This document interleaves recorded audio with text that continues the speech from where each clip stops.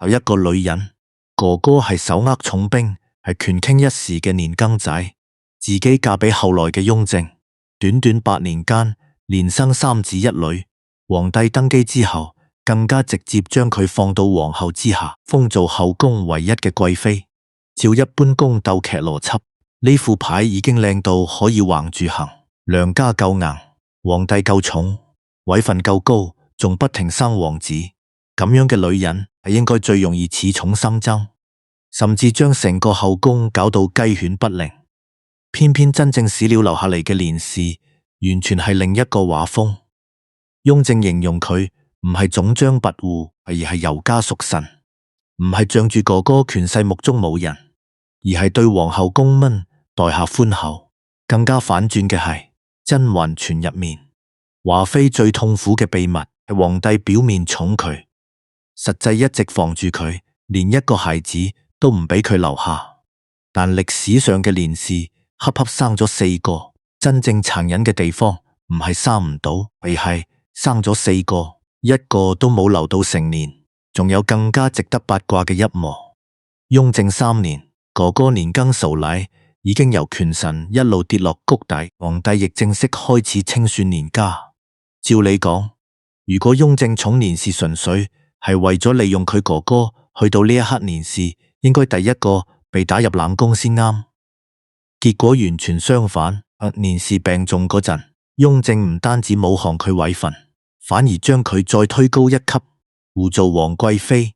所以今期粵講舊史真正想拆嘅係一條流傳咗好多年嘅問題：歷史上嘅年氏到底係年羹酒嘅政治附屬品，定真係雍正一生最特殊嘅女人之一？為是甚至可以再問得八卦啲，後人成日話佢係雍正真正嘅白月光，到底有幾多係腦補，又有幾多真係可以由史料睇得出？如果大家中意粵講舊史呢種玩法，將影視劇、野史真正史料逐層拆開，睇清楚一個大家以為好熟嘅人物到底係咩樣。記得訂閱頻道，開埋通知，因為真正嘅年貴妃可能比甄嬛傳入面嗰個華妃更令人希奇。故事就由年家呢個突然冒起嘅漢軍旗家庭開始。年氏幾時出世？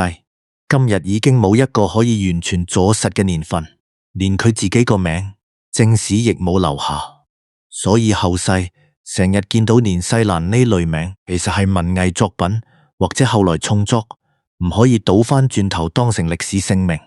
可以確定嘅係，年氏即巧曰叫年夏齡，哥哥入面最出名嗰個就係年羹使，更加係漢安旗人，而且同甄嬛傳俾人嗰種全部威風都係年羹就係打翻嚟嘅印象唔完全一樣。年家本身喺康熙年間已經一路向上，年夏齡由不貼式做起，做過御史、工部侍郎，後來出任湖廣巡郎，即係年氏未嫁俾胤禛之前，阿爸已經唔係普通小官。至於年羹使，康熙39年中進士之後一路升，康熙48年已經做到四川巡郎。換句話講，年氏進入雍親王府之前後，人家本身已經係一個正在上升嘅官僚家庭。呢個背景好重要，因為後世有一種非常流行嘅講法，雍正之所以寵年氏，純粹係因為要利用年羹解。呢句唔可以話完全冇政治想象空間，皇室婚姻本身就離唔開政治。但如果簡化成哥哥有兵，所以皇帝先扮愛妹妹，時間線就唔係咁配合。年氏究竟邊一年正式入胤執府？現存材料並冇一個毫無爭議嘅精確答案，所以唔適合好似有啲文章咁直接講到某年某月14歲定16歲入府，幫佢安排埋第一次見四爺嘅眼神。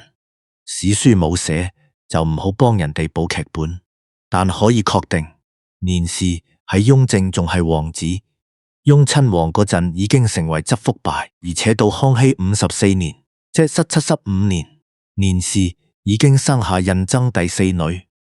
呢個先係第一個真正重要信號，因為側福故唔係普通格價，喺親王府入面已經係有正式名分、有明確地位嘅妻妾。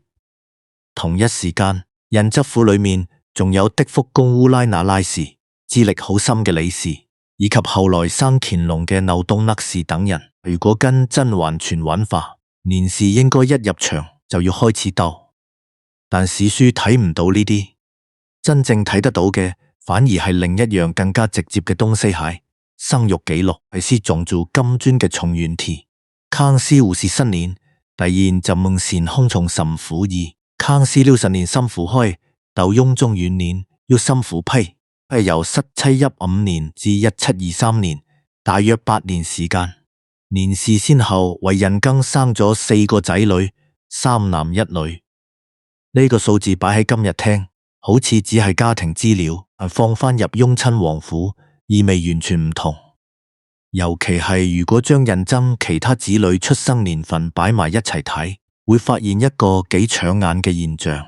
由年氏生皇4女開始，福沛出世嗰段時間，胤禛新增嘅皇子女記錄高度集中喺年氏身上。呢個證據可能比任何帝妃情深傳說都更實際。當然唔可以因為佢生得密，就直接宣布雍正8年只見年氏一個。生育記錄唔等於完整試題記錄，但至少可以合理講，年氏喺呢段時間同胤禛關係相當親近，而且受到重視嘅程度絕對唔低。所以《甄嬛傳》入面嗰個最經典嘅設定，皇帝表面寵華妃，實際從根本上阻止佢生育，放返真正年氏身上，幾乎係完全相反。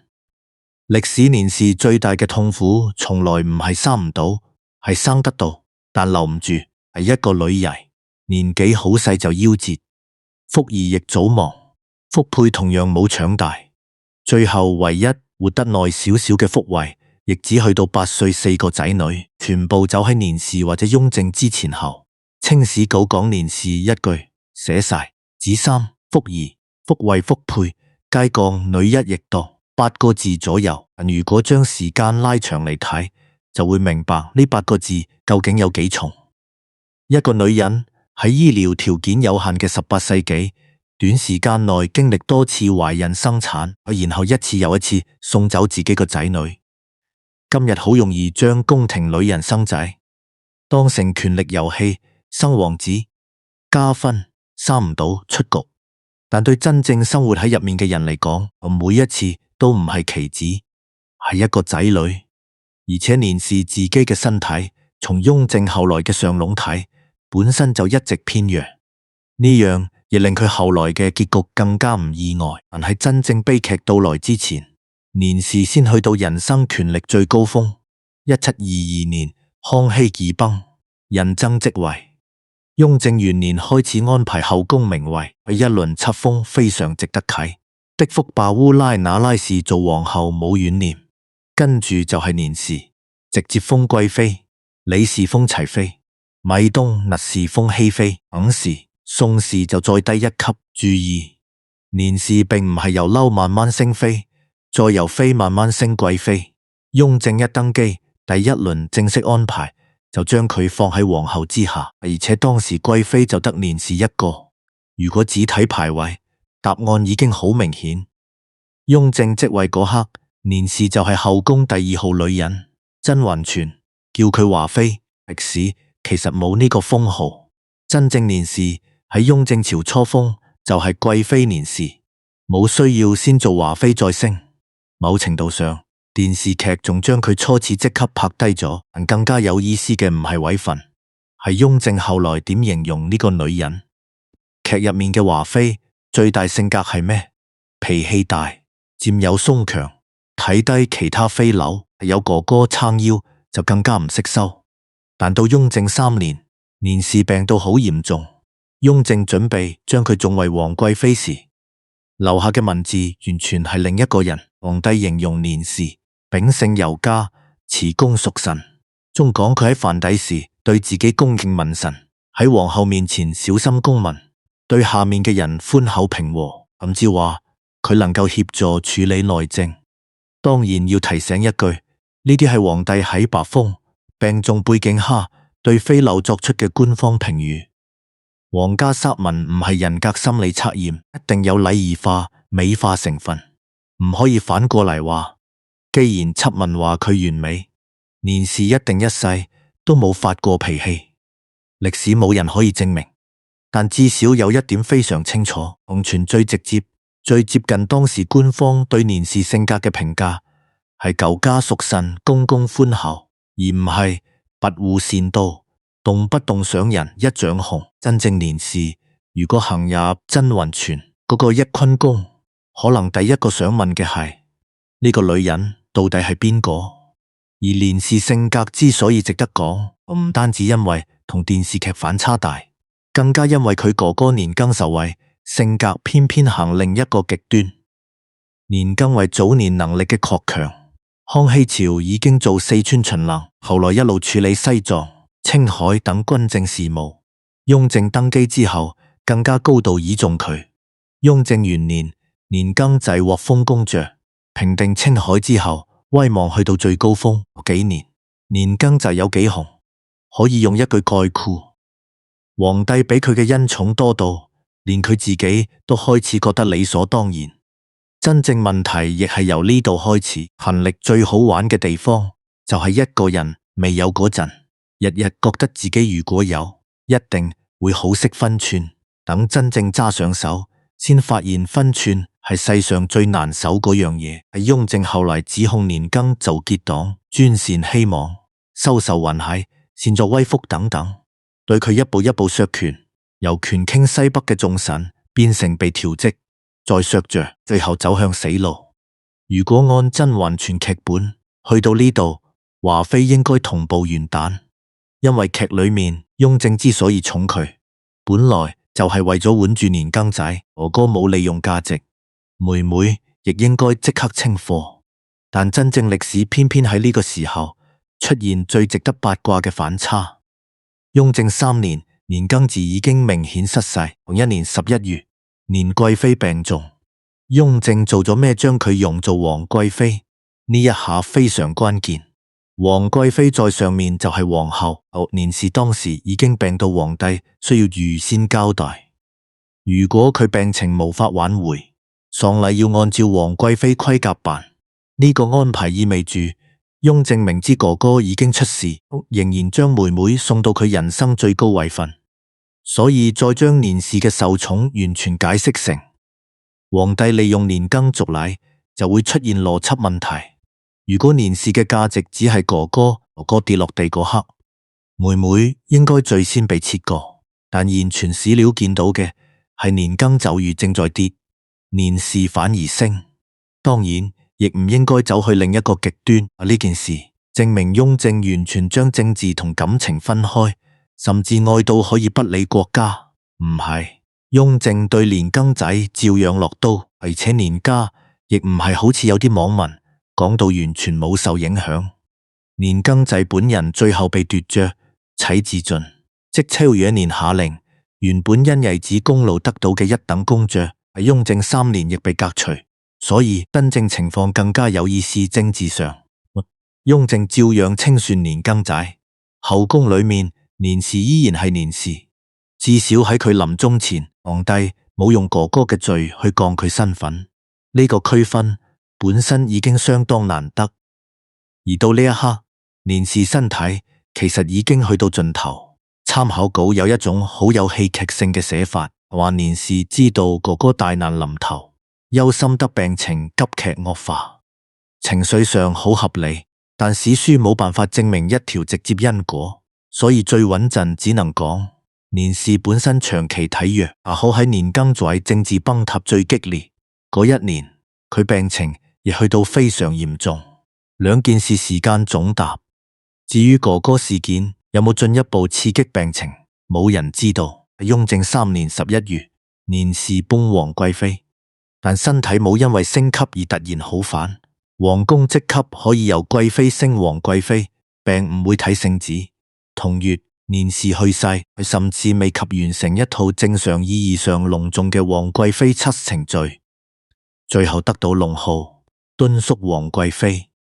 有人中意將呢次誣封叫沖喜，呢個講法可以理解成文官式形容，但史料本身寫嘅係病篤而進皇貴妃，所以更準確嘅理解可能唔係皇帝真係以為加一個官階可以醫病，而係當所有人都知道時間可能唔多，雍正決定將能夠俾嘅最高尊榮之一先俾咗佢，人救唔返，身份至少保到最高，而年氏死後嘅待遇先真正令人睇到雍正有幾重視。按照清史稿記錄，敦肅皇貴妃去世，皇帝軫朝5日，喪事仲特別揀皇宮大臣主持，外大量官員、侍衛、台務府人員承服，初祭、大祭規格都非常高。後來清朝甚至將年氏呢次皇貴妃喪禮變成制度參考之一，軫朝5日。呢樣嘢唔可以單獨拎出嚟就講成驚天特例。清朝其他高等級后妃亦有類似禮制安排，但將年氏前面所有待遇一齊睇，就開始有意思。藩第側福育，8年間4次生育，雍正即位直接成為唯一貴妃，官方親自肯定佢協助內政。哥哥倒台之際冇被降罪，病危再補皇貴妃，喺後高規格治喪。最後仲有一樣，乾隆2年敦肅皇貴妃年氏重葬泰陵，即係最後安葬喺雍正帝陵錦體系入面，與孝敬朕皇后一同陪伴世終身後。呢個安排亦唔可以簡單講成只有最愛先可以陪葬，皇室陵勤有制度，有身份考量。唔係今日情侶合葬咁簡單，而且皇貴妃重葬皇帝陵本身亦已經由雍正追封允上生母敬敏，皇貴妃安排重葬景陵，開過先例。但制度可以解釋點解有可能，解釋唔晒點解偏偏係佢。所以如果問年氏係咪雍正後宮真正嘅白月光，歷史唔會用呢3個字。白月光係現代人對感情嘅包裝。雍正亦冇留下日記寫今日好掛住年氏，明日都好掛住年氏，所以唔可以用偶像劇標準講成鐵證。但如果將可量化嘅嘢擺出嚟，生育、位分、皇帝本人對佢嘅評語、臨終怒封喪禮、陵契安排，的確足以支持一個比較穩陣嘅結論，講年氏至少係雍正一生非常特殊、非常受重視嘅伴侶之一，而且佢嘅特殊唔容易完全用年庚在位3個字解釋晒。更加令人難受嘅係，年氏死咗之後，佢同雍正之間最後一條最實質嘅連結，仲喺福惠。年氏4個仔女入面，福惠係活得最耐嗰個。年氏死後，一個仔仍然留喺雍正身邊，去到雍正6年，福惠亦病逝，當時只得8歲。雍正直接下令以親王禮處理佢嘅喪事。8歲未封王，甚至冇機會成年，但喪禮直接按親王規格。乾隆登基之後講到呢個細佬，亦親口留下一句非常有分量嘅話：八阿哥素為皇考所鍾愛，跟住將福惠正式追封做親王。所以有後人開始問，福惠當年會唔會其實係雍正心目中另一個儲君候選？呢個問題好吸引，但證據唔夠。受寵同做儲君係兩件事，尤其秘密立儲制度之下，宏空嘅繼承地位有另外一套史料脈絡。所以最安全嘅答案仍然係福惠非常得雍正鍾愛，原定太子之術唔可以講死。不過就算只講到鍾愛，已經足夠令年氏故事最後嗰一刀更加深。因為年氏一生最大嘅特色就係得到好多，又留唔住好多。佢得到雍親王側福顧身份，得到一段相當密集嘅夫妻生活，得到4個仔女，得到貴妃，得到皇貴妃，得到皇帝親口肯定，甚至死後得到極高規格。偏偏真正最想留住嘅4個仔女，一個都冇活到成年。年氏本人亦喺雍正做皇帝只有3年左右就離開人世。如果甄嬛傳華妃最慘嘅地方係發現皇帝從來冇真正愛過佢，咁歷史年氏最悲劇嘅地方反而可能完全相反。佢有相當多證據顯示曾經得到皇帝真正而持續嘅重視，但得到寵愛唔等於可以改命。皇帝可以封佢做貴妃，可以再封皇貴妃，可以安排最高級別嘅醫療同照料，可以喺佢死後停朝，可以俾佢一場極隆重嘅喪禮，甚至可以將佢葬到自己靈柩旁邊。但皇帝做唔到一件最普通嘅事，令一個病弱嘅人活落去，亦救唔返嗰4個細路。呢個先係年氏故事最稀舊嘅地方。權力去到最高處，仍然有佢買唔到嘅東西。所以再返去睇《甄嬛傳》裏面嗰個華妃，會覺得編劇其實做咗一件幾有意思嘅事，將真實年氏身上幾個元素拆開，再重新排列。哥哥係年羹仔，真深受雍正重視，有歷史基礎，位高權重。真身體唔好亦有根據，人生悲劇更加係。但仗住哥哥總將跋扈，害人無數。皇帝因寄養年家令佢不能生育，已經進入小說同影視眾歌。最反轉嘅係，真正年氏恰恰生咗好多。真正官方形容佢嘅詞，又恰恰係謹慎、恭敬、寬厚。劇集將一個越受寵越小心嘅女人，改成一個越受寵越失控嘅女人。點解？因為後者先有戲。一個後宮人物，如果日日守規矩，尊重皇后，待人寬厚，拍60幾集宮鬥劇真係幾難搞。總唔可以每集都係華妃今日又好有禮貌，華妃聽日又冇害人，第3日繼續公公。咁觀眾可能睇到第4集已經瞓咗。但真正歷史值得睇嘅地方，從來唔知係邊個害邊個。平時同年羹仔呢對兄妹本身就好似同一個權力世界入面兩條完全相反嘅路。年羹仔一路升，愈去愈高，最後失去分寸，從皇帝最倚重嘅重臣到被妻死。年氏同樣一路升，但至少從官方留下嘅形象睇，佢愈去愈高，反而愈強調雲神手份。哥哥最大問題係唔識收，係妹留下最鮮明嘅評語，偏偏就係識收。最後年羹又輸俾權力，年冇輸俾權力，佢輸俾身體同時間。所以到底邊個比較慘，好難講。但亦正正因為咁，真正年氏比劇版華妃更值得講。佢唔係一個因為太惡所以得到報應嘅角色。呢種故事太簡單，真正人生冇咁公平。同時至少喺現存史料裏面冇留下華妃式作惡記錄。佢謹慎守份，得到丈夫重視，亦生過幾個仔女。照傳統宮廷劇邏輯，副牌已經靚到不得了，但最後仍然係仔女一個一個走，自己亦早早病逝。所以年氏嘅人生真正講嘅可能唔係宮鬥高手點樣贏，而係另一樣更加冷酷嘅東西。有啲人生根本唔係因為行錯一步先崩，係就算大部分路都行得夠小心，時代同命運一樣可以收走所有嘢。雍正可以係皇帝，年氏可以係皇貴妃，年羹仔可以係大將軍，但去到最後，3個人都控制唔晒自己人生。年羹仔以為功勞可以換安全，錯。